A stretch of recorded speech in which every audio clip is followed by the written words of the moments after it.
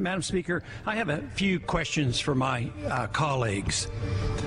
What if our foreign policy of the past century is deeply flawed and has not served our national security interests? What if we wake up one day and realize that the terrorist threat is a predictable consequence of our meddling in the affairs of others and has nothing to do with us being free and prosperous? What if propping up repressive regimes in the Middle East endangers both the United States and Israel? What if occupying countries like Iraq and Afghanistan and bombing Pakistan is directly related to the hatred directed toward us? What if someday it dawns on us that losing over 5,000 American military personnel in the Middle East since 9/11 is not a fair trade-off for the loss of nearly 3,000 American citizens, no matter how many Iraqi, Pakistani, and Afghan people are killed or displaced? What if we finally decide that torture, even if called enhanced interrogation technique, is self-destructive and produces no useful information, and that contracting it out to a third world nation is just as evil? What if it is finally realized that war and military spending is always destructive to the economy?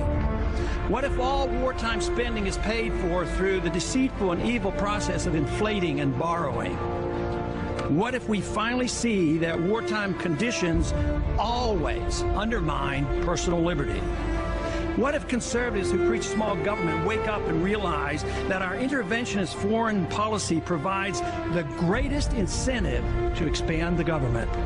What if conservatives understood once again that their only logical position is to reject military intervention and managing an empire throughout the world? What if the American people woke up and understood that the official reasons for going to war are almost always based on lies and promoted by war propaganda in order to serve special interests? What if we as a nation came to realize that the quest for empire eventually destroys all great nations? What if Obama has no intention of leaving Iraq? What if a military draft is being planned for the wars that will spread if our foreign policy is not changed? What if the American people learn the truth, that our foreign policy has nothing to do with national security, that it never changes from one administration to the next? What if war and preparation for war is a racket serving the special interests? What if President Obama is completely wrong about Afghanistan and turns out worse than Iraq and Vietnam put together? What if Christianity actually teaches peace and not preventive wars of aggression? What if diplomacy is found to be superior to bombs and bribes in protecting America?